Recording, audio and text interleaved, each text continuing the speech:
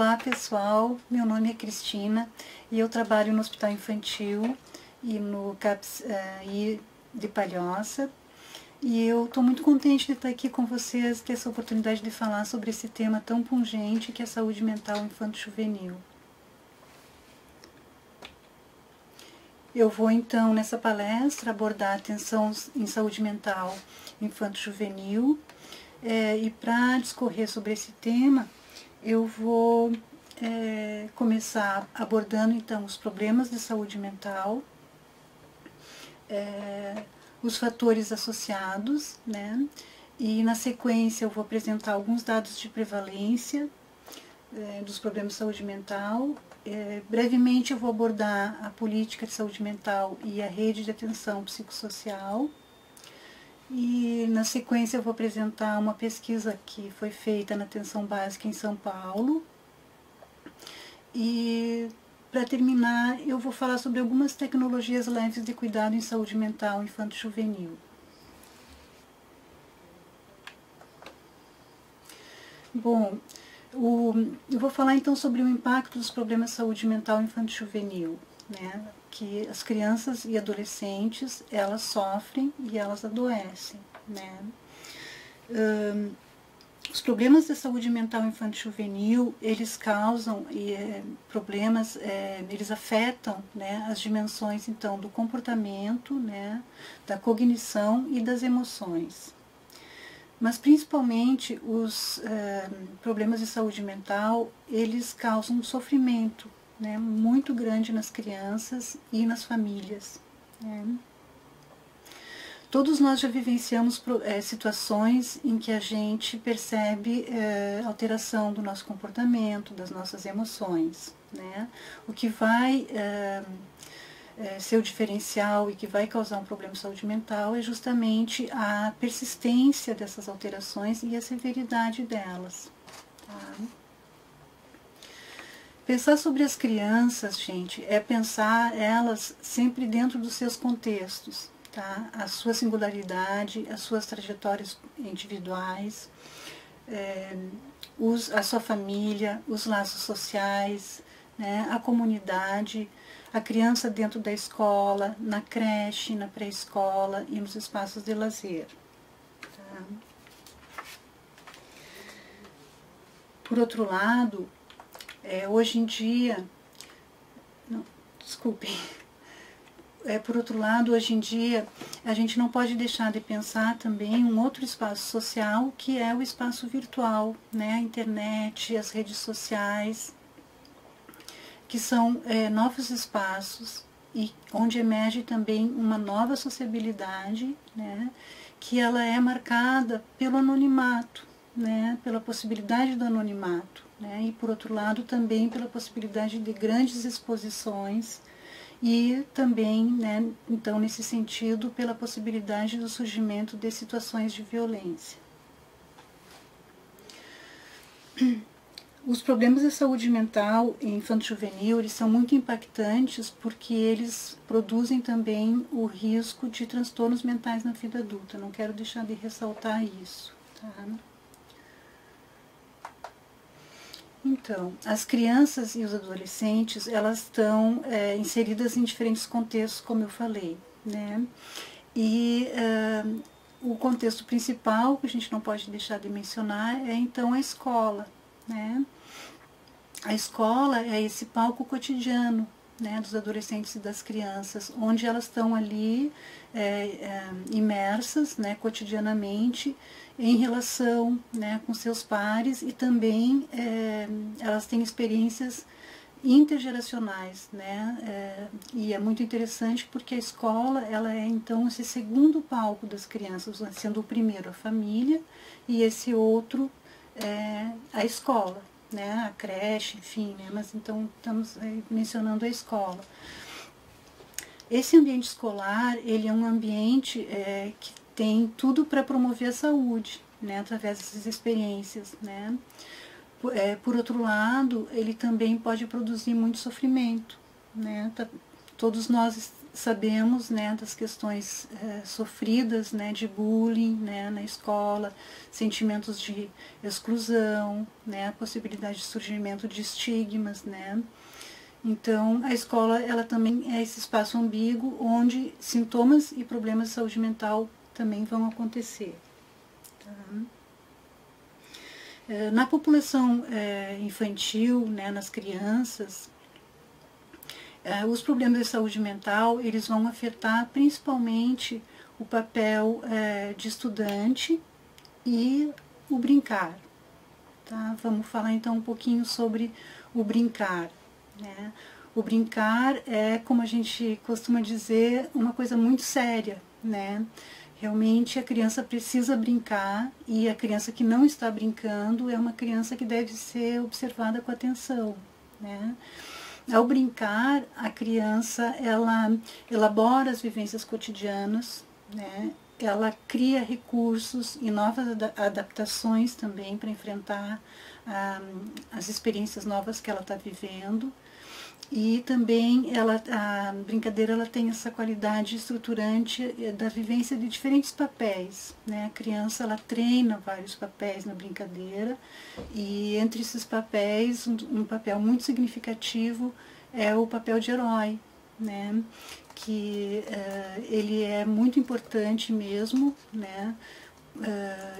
Na medida em que o próprio processo de desenvolvimento infanto-juvenil, ele é uma tarefa hercúlea, né? É uma tarefa heróica, né? Nesse sentido, assim, então, a gente pode pensar a primeira infância, né, do 0 aos 6 anos, como esse processo, né, de desabrochar e amadurecer gradativamente, né, as dimensões do vínculo, né, as dimensões da nutrição, as dimensões da linguagem, as dimensões da locomoção, as dimensões das eliminações, né, e das emoções. Né? Então, isso tudo é uma grande epopeia, né, que se realiza do 0 aos 6 anos.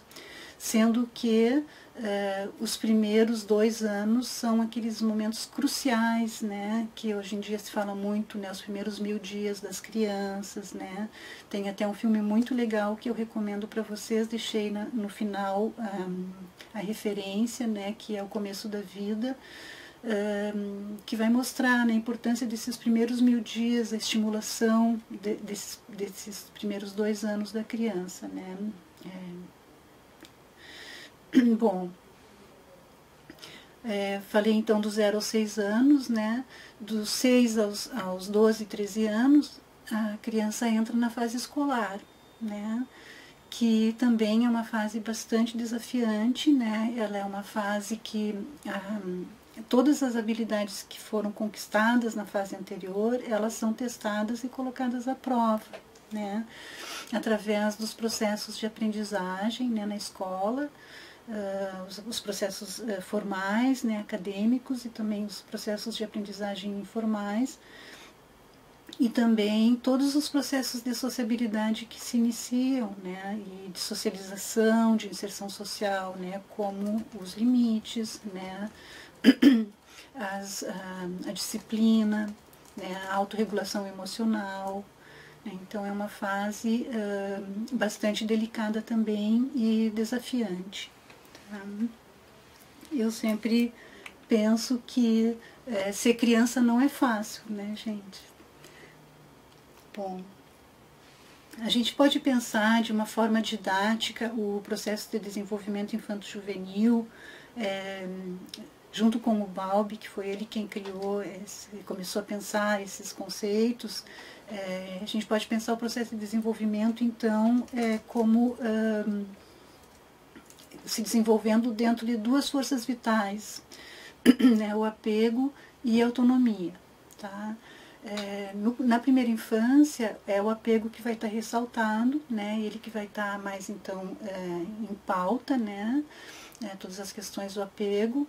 E à medida que a criança vai crescendo, né, na direção da adolescência e da vida adulta, são os processos de autonomia que vão se enfatizando.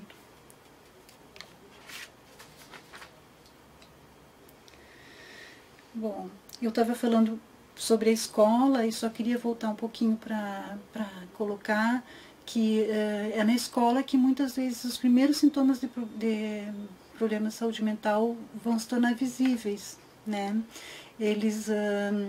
A criança em casa, muitas vezes até os 0, 6 anos, vai passando as coisas mais desapercebidas, os pais também relativizam muito os comportamentos, né, acabam aceitando. Quando ela chega na escola, realmente é que as coisas começam então a aparecer, né. Bom, vamos refletir então um pouquinho sobre a adolescência, né. A adolescência, ela é uma fase que é considerada pela Organização Mundial de Saúde como essa fase que vai então dos 12, 13 anos até os 19 anos. E também ela é um pouco estendida, hoje em dia se considera até os 21, 24 anos a fase de adulto jovem, tá? A adolescência, etimologicamente, ela significa crescer para. Né? Então, a adolescência ela é um processo de desenvolvimento, né? Que ele é marcado pelos processos identitários, né? Pela formação da identidade, por constantes mudanças de humor, né? E por vários conflitos internos. Tá? Para chegar até a vida adulta, o adolescente precisa passar por 3 lutos principais, tá? Por 3 perdas. Né? Então, a perda do corpo infantil, a perda do modo de ser infantil e a separação dos pais. As áreas de maiores dificuldades na adolescência, elas incluem, então, as oscilações de humor, esses conflitos familiares e os comportamentos de risco. Comportamentos de risco, então, que eu estou falando aqui, são o uso de drogas, né? As primeiras relações sexuais, às vezes desinformadas, né? Comportamentos delinquentes variados, comportamentos transgressores.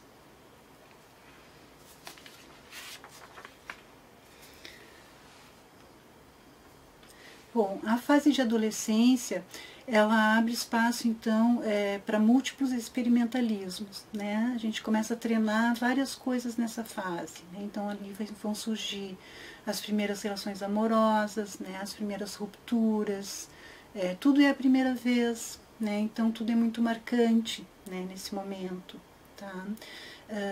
Vão surgir todas essas experiências de sociabilidade, sentimentos de inclusão, sentimentos de exclusão de grupos, né?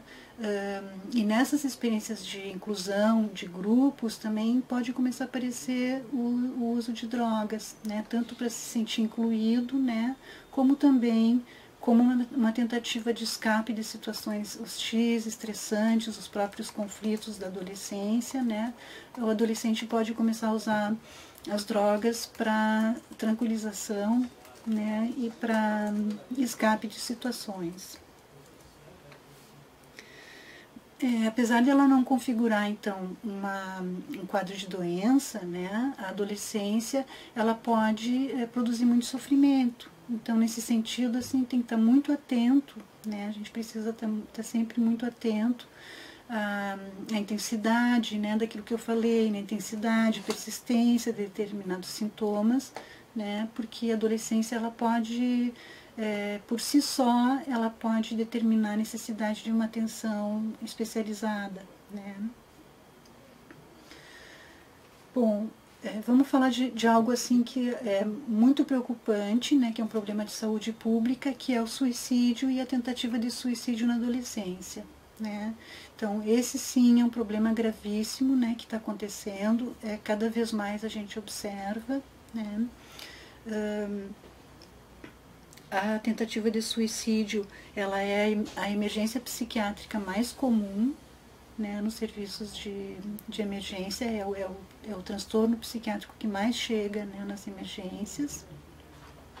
E a idade média é geralmente 15 anos, né, mas também podem ter casos bem mais abaixo, com a idade de 10, 11 anos também já chegam esses casos.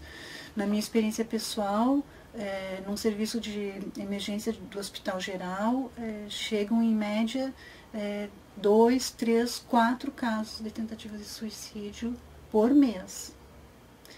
Né? E o que é mais impressionante é que a substância mais usada nessas tentativas de suicídio, que são intoxicações exógenas, né?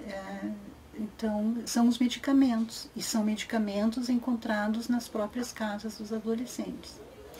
Então, é muito importante assim, que a gente faça avaliação de risco entre os adolescentes e que também se façam uma vigilância ao acesso de medicamentos em casa.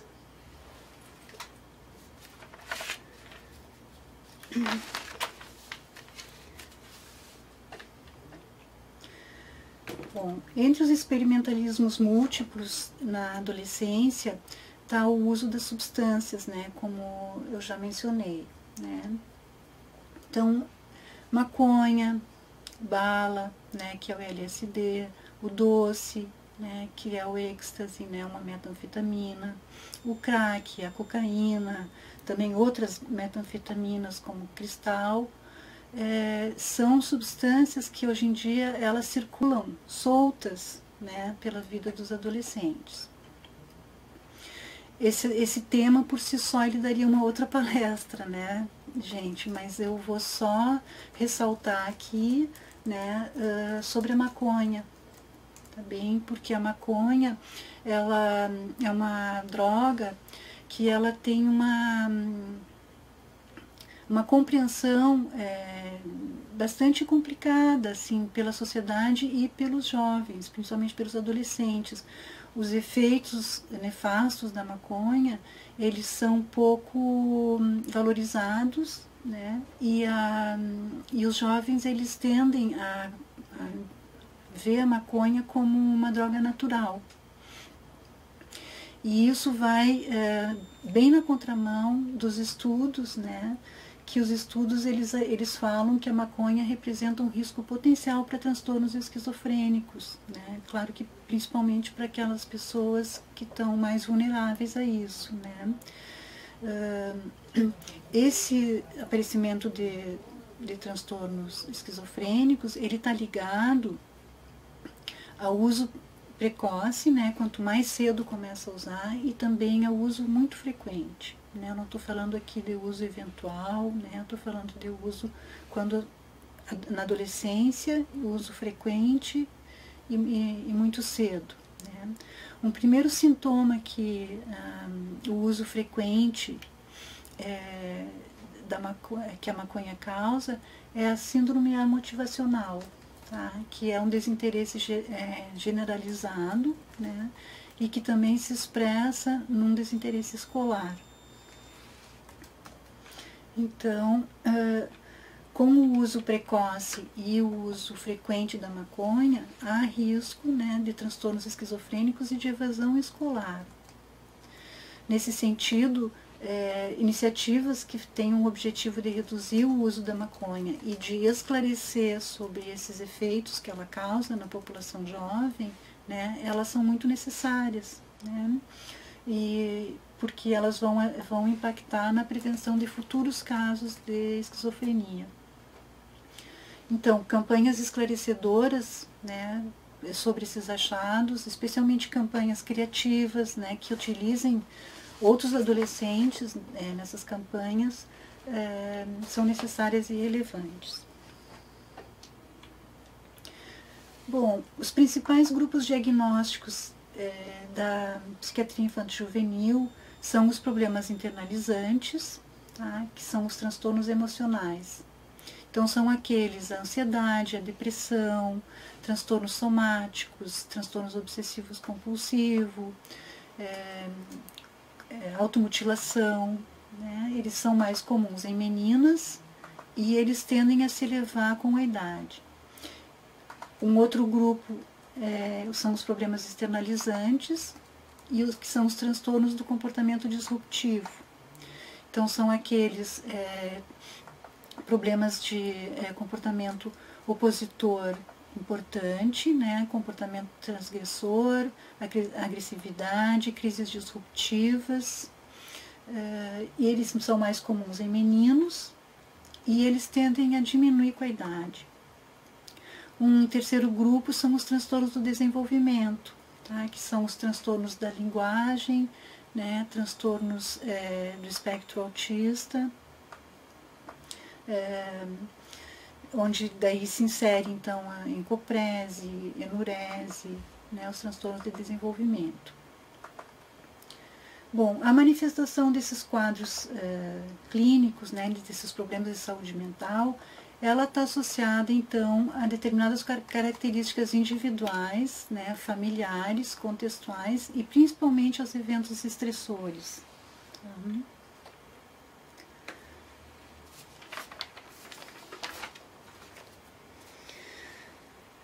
Muitas vezes é o acúmulo de desafios, né, e da intensidade emocional desses eventos estressores que vai causar um problema de saúde mental.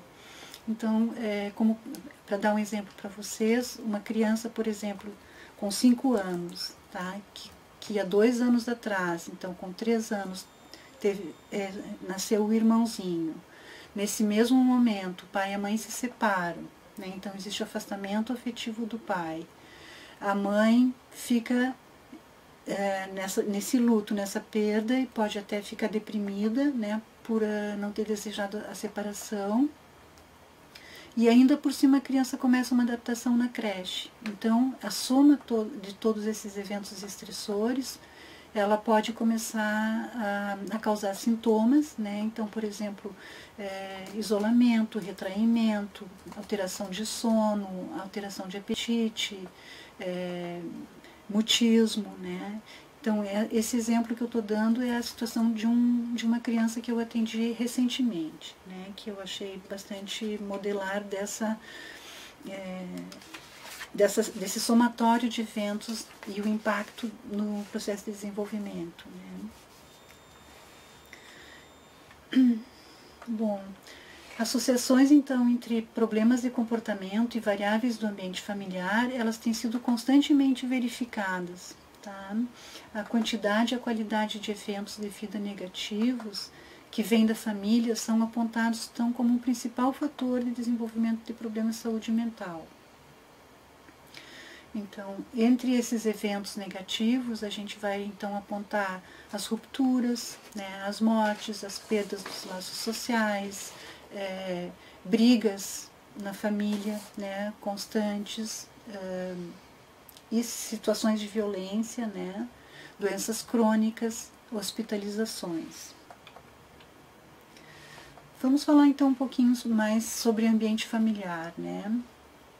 A criança, ela está inserida dentro desse ambiente, totalmente em contato, né, com a situação e a ambiência emocional dos pais, né? Então, assim, problemas de saúde mental dos pais, né? Uso de drogas, alcoolismo, né? Brigas frequentes entre os pais, né, explosividade do pai e da mãe, né, descontrole, né, são fatores extremamente impactantes.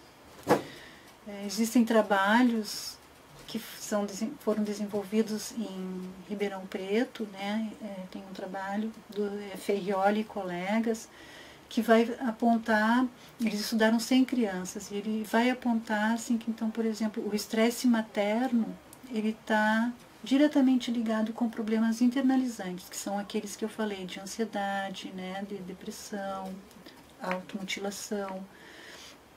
O estresse materno, ele impacta na vida da criança, especialmente pela instabilidade do ambiente, né, porque instabilidade é exatamente o oposto do que a criança precisa. Né, a criança e o adolescente, eles precisam, para o processo de desenvolvimento decorrer de uma forma saudável, eles precisam de ritmo, né, precisam de estabilidade.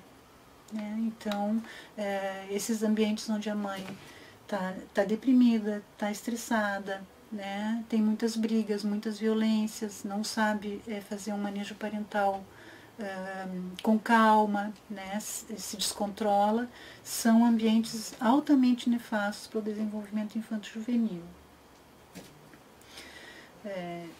Então, Já ressaltei a questão da violência, né,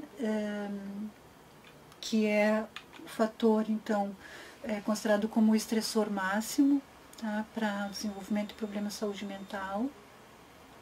E nesse sentido a gente tem que considerar, então, que a família, ela serve como um modelo, né, de desenvolvimento de padrões de comportamento e também de padrões de expressão emocional, né. Quando tem violência, a família vai atuar então como um modelo negativo, né? E a criança vai repetir esse modelo, né? E isso vai impactar não só em problemas de saúde mental, como também na questão dos relacionamentos, né? Na escola, entre os amigos, né? Porque ela vai começar a gerar comportamentos prejudiciais à interação social. Situações, então, muito graves de violência são as situações de violência física, né, os abusos sexuais e violências psicológicas, né.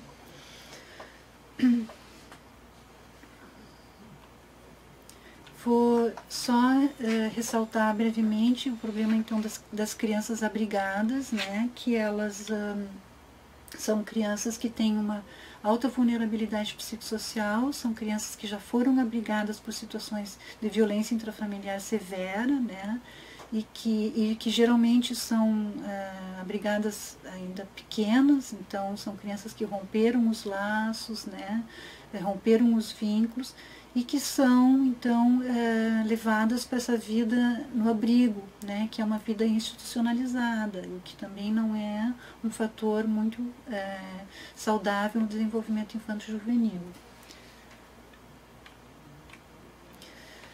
Bom, vou falar então das condições financeiras desfavoráveis, porque hoje em dia organizações e entidades que trabalham com crianças globalmente, elas consideram então as condições financeiras desfavoráveis como situações de violência, né? Isso é muito importante para a gente estar atento nos nossos atendimentos na rede, né, com as famílias que vêm nos procurar. Condições de pobreza, então, configuram-se como situações de violência. Por quê? Porque elas impactam também nesse fator de alta imprevisibilidade, né, de insegurança emocional, né, são ambientes que são, então, hostis, né, para a criança pela imprevisibilidade, pela falta de estímulos adequados, né, pela exclusão social, restrição do espaço físico, a possibilidade de violência intrafamiliar e também da violência urbana.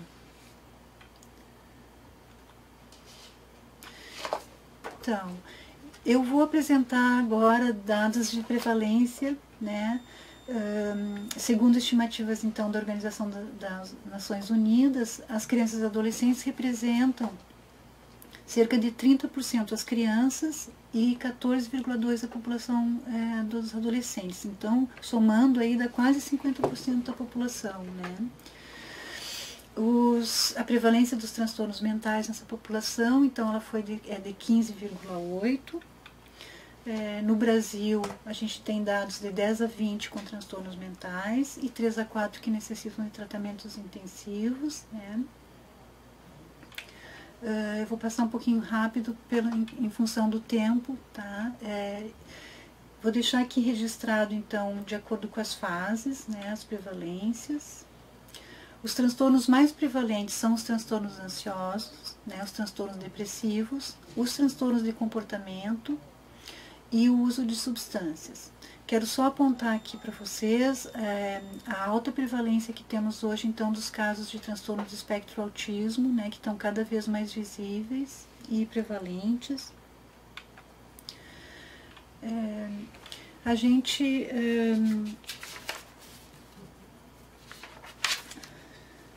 está com um problema de tempo um pouquinho aqui, né, mas... Bom... apesar das evidências demonstradas pelos estudos epidemiológicos, né, da alta prevalência dos problemas de saúde mental, E apesar, então, da avassaladora presença, né, desse sofrimento psíquico que os serviços especializados em saúde mental percebem, né, então, por exemplo, os CAPSI, os hospitais que recebem as tentativas de suicídio, as internações, né, não existe uma correspondência, né, da criação nos serviços de saúde geral de ações voltadas para essa população e também de capacitação das equipes.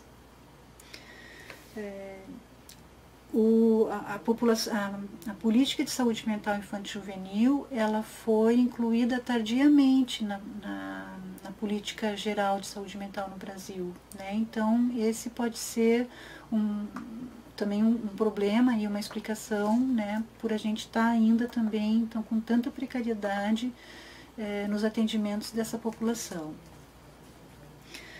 Nós temos atualmente, então, uma política de saúde mental, né? E essa política de saúde mental, ela está organizada como uma rede de atenção psicossocial, e que o Ministério da Saúde ele preconiza, então, que essa rede se organize, né, nos diferentes pontos de atenção, desde a atenção básica até os níveis mais especializados. Só vou apontar aqui, pessoal, em função também do tempo, que nós temos hoje em dia só 9 CAPSI em Santa Catarina, né? E que são serviços especializados. E temos somente 4 leitos, né, de retaguarda hospitalar em Santa Catarina, né? Então é uma rede que está muito, muito precária.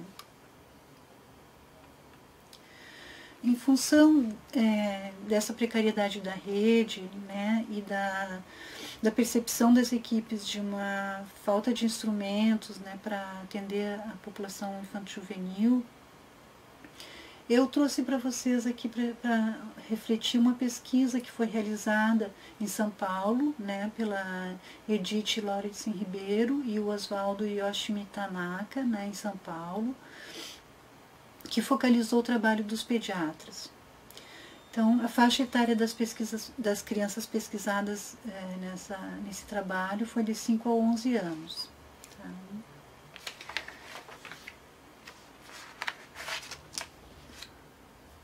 Esse estudo, ele partiu, então, da análise de prontuários, de entrevista com os pediatras, e também foram entrevistados os pais ou cuidadores das crianças, e foi aplicado também 2 testes, tá?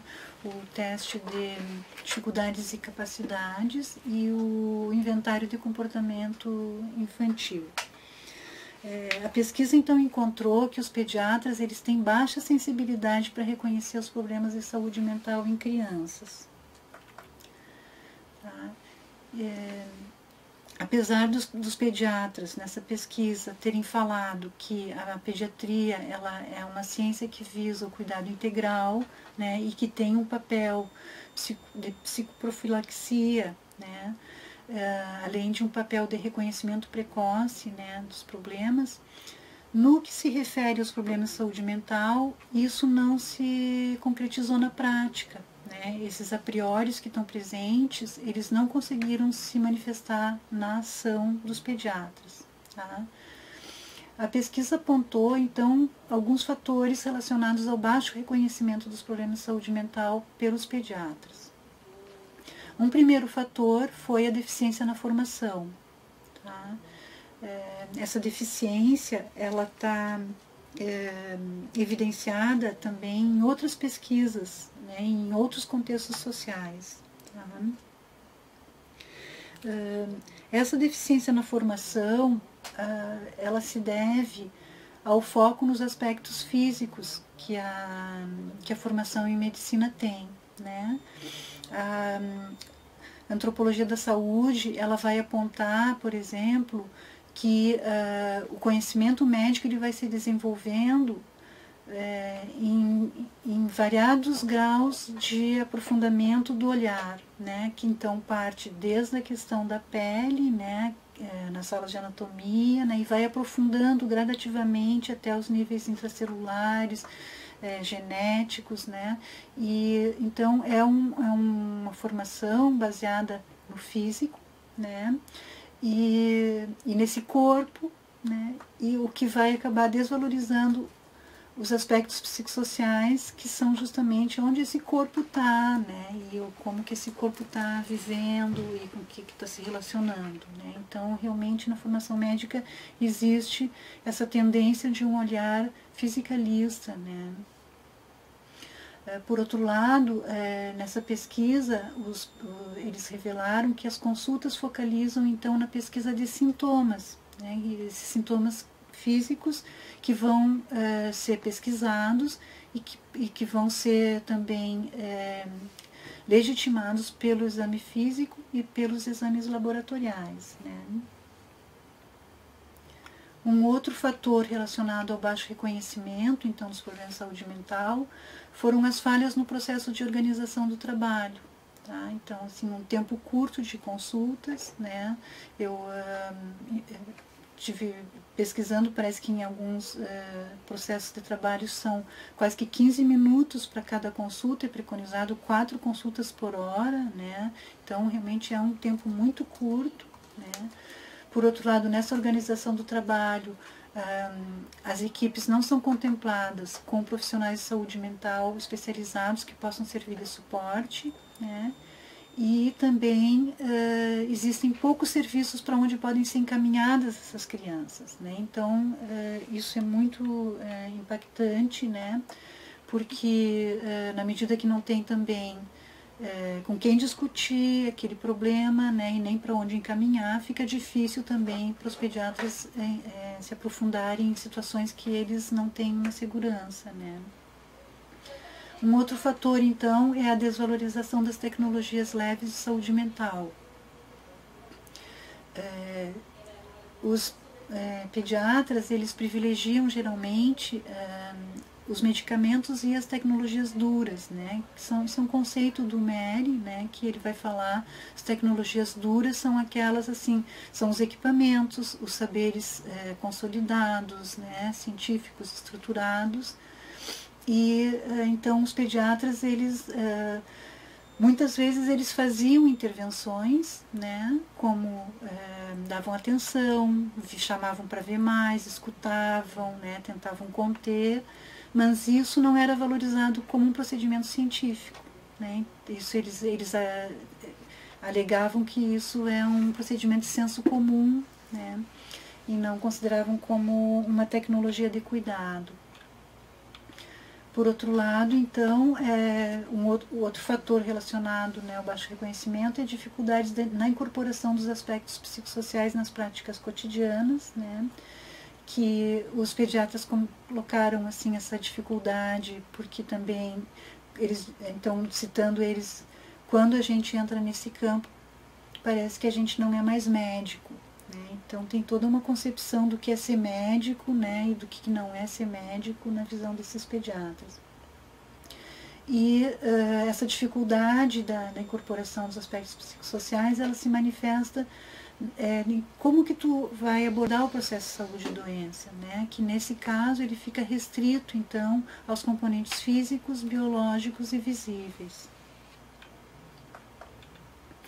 Os pediatras, eles refletiram, né, com os pesquisadores sobre essa dificuldade de acolher os problemas de saúde mental, e eles disseram que, então, essas dificuldades, elas estão ligadas, então, à linguagem hermética do campo da saúde mental, né, especialmente a psicanálise, o que aponta, então, para a necessidade da criação de capacitações que possam traduzir todo esse corpo de conhecimento com uma linguagem que seja acessível para todos, né.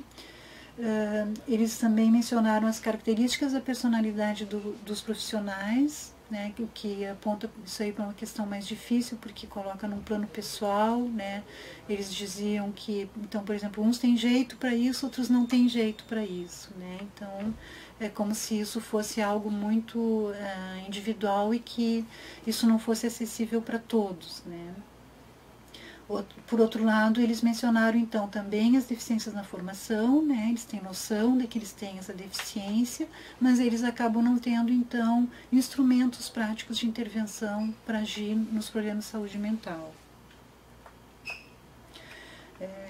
As hipóteses que os pediatras conseguiram levantar dos problemas que eles trouxeram, né, que eles conseguiram verificar, foram aquelas relacionadas então mais ao físico, né, os transtornos específicos do desenvolvimento, da linguagem, né, processos somáticos como bruxismo, enurese, foram hipóteses que eles levantaram.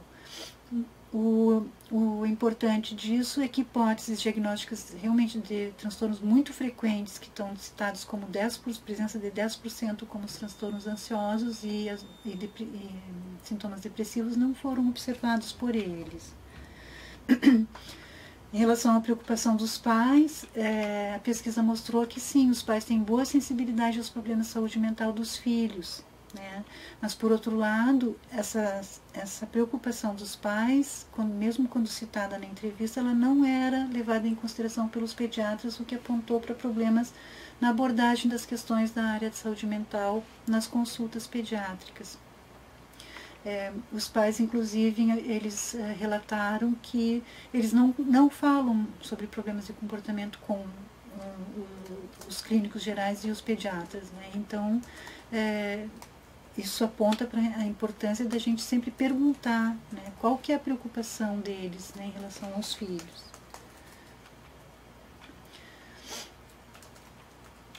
Bom, então o resultado desse estudo, ele apontou para mudança no planejamento, né, e na organização dos serviços de atenção básica, modificações na formação profissional do médico, né, tanto na graduação como nas residências e nos pós-graduações, a necessidade de foco e perguntas diretas sobre as preocupações dos pais sobre os filhos, necessidades de atividades de educação permanente e a oferta concreta de serviços e profissionais de apoio em saúde mental, né? Então, as equipes de NAST, né, que devem então ter psicólogos, psiquiatras, terapeutas ocupacionais, fonoaudiólogas, são, né, psicopedagogas e também profissionais não especializados em saúde mental, educadores físicos, arteterapeutas, recreacionistas, enfim. Bom, então, para concluir, eu quero, melhor de concluir, eu quero apresentar as tecnologias leves de cuidado, né, do MERI, que, em contraposição às tecnologias duras que eu havia falado antes, existem então as tecnologias leves, né? O MERI vai dizer que as tecnologias leves são aquelas tecnologias de relação, né? Então são formas de se relacionar, formas de cuidar, que são inventadas a todo instante, né? E que elas têm como meta a autonomia do usuário, né, e a comunicação, né, criação de formas de comunicação e de vínculo. Então, para a saúde mental infanto-juvenil, uma tecnologia leve é sim o acolhimento e a escuta qualificada, né, também trabalhar com a lógica do projeto terapêutico singular, né, que já é uma ferramenta que a Estratégia de Saúde da Família já vem utilizando, né, então conseguir discutir com a equipe e compor um projeto terapêutico singular ou individual é muito importante. Na avaliação das crianças pode-se lançar a mão de questionários padronizados, tá, como o questionário de capacidades e dificuldades, que ele é muito citado, que em pesquisas na atenção básica de equipes que utilizam e de como dar bons resultados. Então, as equipes com suporte de profissionais especializados em saúde mental, né, a questão da interprofissionalidade, oferta de psicoterapia individual e em grupo, oficinas de autoexpressão, grupos de conversa, grupos educativos e de protagonismo, grupo de pais, né, que essa dimensão para mim é extremamente importante, né, a criação de espaços para os pais, né, conversarem sobre os filhos, tirarem suas dúvidas, receberem informações, né. Então, na abordagem das relações conflituosas, pode-se promover o fortalecimento dos vínculos através do incentivo da criação de acordos de convivência, né, dos filhos e os pais, de rotina, né, diária, Pode também se fornecer material educativo, né, para os cuidadores e para os pais, de estimulação e também para compreender cada fase, né. Para abordar as dificuldades de acesso ao lazer, né, podem então ser realizados projetos de brinquedoteca, biblioteca comunitária, hortas, passeios, caminhadas em família. Na abordagem de problemas escolares, eu vou citar aqui então o projeto Saúde Escola, né, que é uma parceria então do Ministério da Saúde e da Educação, que ele propõe ações estendidas então de saúde na escola. Em relação à abordagem de problemas escolares, eu indico, né, que se solicite o relatório escolar em todas as consultas, né, nas primeiras consultas, como um processo que faz parte da avaliação da criança, né, e por outro lado também estabelecer espaços e horários para estudo em casa, né, com a participação dos pais nesses momentos. Então, para concluir, eu quero dizer que o cuidado em saúde mental infanto-juvenil, ele é realmente desafiante. Né? Ele é muito desafiante por vários fatores, né? Pela expressiva prevalência, né, desse sofrimento entre as crianças e os adolescentes, o que traz a necessidade da criação de muitos espaços de atendimento, né? Pelas particularidades da fase, né, da criança e do adolescente, que ela não vai sozinha acessar o serviço de saúde, ela depende dos pais para isso. Né? E também pela dificuldade das equipes de terem recursos de enfrentamento para esses problemas de saúde mental.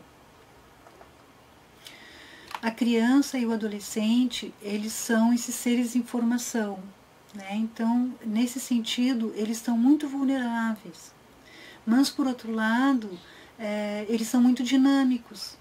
Então, uma vez que um problema de saúde mental ele é reconhecido, né, e começa a se trabalhar sobre isso, sobre ele de várias maneiras, há uma grande possibilidade de um rearranjo de todas essas situações e que se estabeleça uma nova qualidade de vida.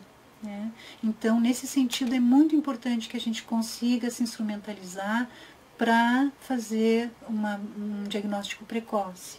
Né? Por outro lado, cuidar de crianças é sempre cuidar junto. Né? O cuidado infanto-juvenil, ele é um cuidado realizado com uma equipe multiprofissional. Né? Não é só o médico, não é só o psiquiatra, não é só o psicólogo, é uma equipe que precisa dar atenção. Por outro lado, ele também é um cuidado compartilhado com as famílias e com as escolas. Né? Então, nesse sentido, eu quero ressaltar a importância da reflexão sobre os problemas infanto-juvenis entre as equipes de saúde. Tá? Quero chamar atenção aqui para vocês sobre situações contemporâneas, né, que nós temos hoje, que é o uso indiscriminado, então, das telinhas, né, os celulares, os tablets, excesso de games, a própria TV, né. É necessário que a gente reflita sobre isso, né, e que reflita também com as famílias, que se esclareça, né, as famílias, especialmente quanto à intensidade do uso, né, e a frequência, né. Por outro lado, eu quero chamar atenção aqui também para o problema das tentativas de suicídio e o suicídio na adolescência novamente, né? Os transtornos alimentares também na adolescência, a prevalência grande dos transtornos do espectro do autismo hoje em dia, tá? E o uso das substâncias. Né? Um aspecto social nosso de agora, também bastante complexo, é a falta de espaço de lazer na cidade, que acho que deve ser algo que as equipes devem refletir e pensar nisso como promoção de saúde, mesmo a criação de espaços alternativos de lazer. E, então, para finalizar, eu quero apontar o caminho da educação permanente, né, na qualificação das equipes para que elas possam se instrumentalizar para o enfrentamento dos problemas de saúde mental infanto-juvenil. Então é isso, agradeço. E agora a gente tem um espaço então para perguntas e respostas. Primeira pergunta é: crianças que já fazem o uso de imipramina, Ritalina, têm por si uma maior probabilidade de ficarem depressivos por conta do meio social e como eles se enxergam? Eu agradeço até essa pergunta sobre a medicalização, porque eu também queria ter apontado isso na minha conclusão, acabou me passando, né? E realmente a questão da medicalização na infância e na adolescência é algo que tem que ser muito pensado, né? Você traz coisas um pouco, traz muitas coisas nessa tua pergunta, né? A imipramina geralmente é um medicamento usado até para, ele é um antidepressivo, né? A Ritalina é uma medicação usada para o transtorno de déficit de atenção e hiperatividade.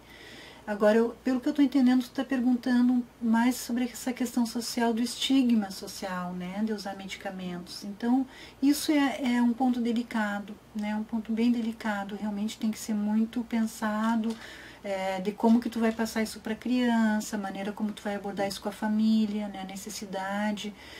Tem que existir esclarecimentos, às vezes a gente precisa trazer a família mais estendida até os avós, às vezes tem que conversar com os professores também, né, para explicar a necessidade do uso, né, e para dissolver mais essa percepção assim de que a gente não pode usar medicamentos, senão a gente é doente mental, né. Existe hoje em dia uma confusão muito grande, é complicado isso, né, a gente precisa trabalhar esse estigma, você tem razão. A segunda pergunta é: qual o tempo de abrigamento das crianças, o tempo máximo? As crianças que vão para os abrigos, elas podem ficar até 18, 21 anos. Né? Quando chega essa idade, geralmente já está estourando assim, o prazo. Né? Então, nesse momento já começam a fazer encaminhamentos, ou alguns que quando estão muito, que tem muitos prejuízos, né, no seu desempenho funcional e muito sofrimento, às vezes vão para clínicas até privadas, né, de atenção intensiva. Né? E outros, às vezes, vão trabalhar, vão começar suas vidas e tem que sair dos abrigos até 21 anos. A terceira pergunta é: existe algum estudo que aponte esse aumento de casos de criança com transtornos, principalmente o autismo? Existem muitos estudos, né? Os estudos, eles apontam, então, justamente isso que a gente conversou, sobre esses eventos estressores, e entre eles a violência, né? Então, a gente tem que considerar que a violência não é algo assim que está restrito a ambientes muito particulares, né? A gente vê uma violência sutil, né? Porque assim, como eu falei, a questão da imprevisibilidade do ambiente, a instabilidade, então isso é muito comum, gente, não é uma coisa assim que precisa ser, vamos dizer assim, uma violência de guerra, né? Não, aliás, eu às vezes tenho a impressão que a população infanto-juvenil vive um pouco nesse ambiente assim de guerra, né? Porque como a gente vive situações muito estressantes no dia a dia, as famílias também estão vivendo muitas situações estressantes e por consequência as crianças, né? Eu citei aí no trabalho, tem Ferrioli e colegas, tem várias indicações no final da palestra que tu pode dar uma olhadinha e você vai encontrar melhor essa resposta. A próxima pergunta é: qual a importância do profissional neuro ou psiquiatra serem especializados na área pediátrica? Sim, é bastante importante que exista uma especialização em pediatria, né, e que daí esses profissionais vão se especializar em neuro, em psiquiatria, mas também não é fundamental, não é, por exemplo, o meu caso, eu não fiz pediatria, eu já parti para a psiquiatria, da psiquiatria que eu fui desdobrando e passei para a psiquiatria infanto-juvenil, né, preciso estudar mais, né, correr atrás, né. Os neuros infantis também, a questão é a questão do olhar, né, gente? A gente precisa saber que criança é totalmente diferente de adulto, né? A criança não é um adulto pequeno de nenhuma forma, né? Organicamente, emocionalmente, totalmente diferente. Então, não existe uma fórmula, né? Mas é interessante, né, que eles tenham formação em pediatria. Que tipo de atividade ou abordagem sugere-se para que a saúde, em conjunto com a educação, possa realizar para auxiliar o diagnóstico dos adolescentes nas escolas? Então, eu vejo isso como algo bastante promissor. Acho que essa associação entre a saúde e a escola, ela pode promover ações até de screening, né, avaliações, essa própria escala de dificuldades e capacidades que eu citei rapidamente, é uma escala que tem sido usada às vezes em algumas escolas, né? Os próprios professores podem aplicar esse teste, porque é um teste que as crianças respondem. Então, esse seria um caminho, né? Outros caminhos que eu vejo são variadas ações de promoção de saúde, né? Questionamentos sobre o que é uma vida saudável, né? A questão do lazer, os vínculos afetivos, a importância da relação afetiva com os pais, o respeito, a questão da cultura da paz, né? Tem muitos caminhos aí para trabalhar junto com a escola. Um dos problemas percebidos atualmente é confundir hiperatividade com falta de limites. Assim, muitos estão sendo medicalizados sem necessidade. Qual a sua opinião a respeito? Bem, concordo que muitos estão sendo medicalizados sem necessidade, né? Porque a gente vê assim que essa hiperatividade, essa inquietação na escola é que acaba demandando uma investigação, né? Geralmente as crianças vêm vindo, quando entram na escola começa a surgir esses primeiros sintomas, né? E é muito comum então essa coisa da hiperatividade, né? Só que às vezes a hiperatividade ela não está ligada ao transtorno exatamente déficit de atenção. Ela é uma hiperatividade por uma inquietação e por uma questão emocional, né? Então, é muito importante que as escolas percebam que precisa encaminhar para avaliar essa hiperatividade, né? E também com os profissionais certos, né? Porque às vezes começa uma ida aos neuro, né? Que não tem nada a ver com o assunto, sobrecarrega o trabalho dos neuros, né? E muitas vezes quem vai poder ajudar mais realmente é o psiquiatra e inclusive as fonoaudiólogas são profissionais importantíssimos nesse diagnóstico, né? A próxima pergunta é: como ajudar crianças e adolescentes com problemas de saúde mental se os pais destes são negligentes? Bom, tem que começar a chamar os pais, né? Muitas vezes vai ter que fazer denúncias. Negligência é uma violência, né? Uma violência intrafamiliar, porque assim, você percebe que eles ficaram com problemas de saúde mental porque os pais são negligentes, né? E é uma associação direta, então a gente tem que trabalhar os pais, né? E muitas vezes é através desses outros setores, né, da justiça, vai ter que acionar o conselho tutelar, começar a fazer um trabalho, muitas vezes é PAEF, né, então para trabalhar os vínculos, muitas vezes vão para o CRAS ou para o CREAS, né, são essas as situações aí que a gente tem que trabalhar. A gente tem um último comentário, se você quiser comentar. Você não acha que hoje o perfil das crianças nessa era tecnológica mudou? Eles convivem em um ambiente onde nossos direitos estão mais firmados. Hoje as famílias dão espaço para que as crianças e adolescentes tenham espaços para participar das famílias, e isso acaba muitas vezes sendo confundido por professores mais velhos, que são de outra geração, como TDAH. O que você...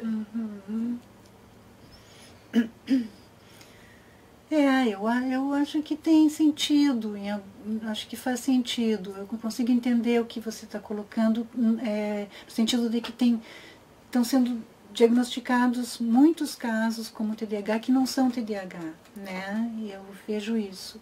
Só que, assim como você vê que as crianças estão tendo mais espaço, que tem uma democratização das relações, né, uma certa horizontalidade das relações entre os pais e os filhos, isso é em algumas bolhas de realidade, em outras, né, que são mais até as nossas crianças da atenção primária, isso não está acontecendo, né. E eu abro agora para Maria Cristina finalizar a fala dela.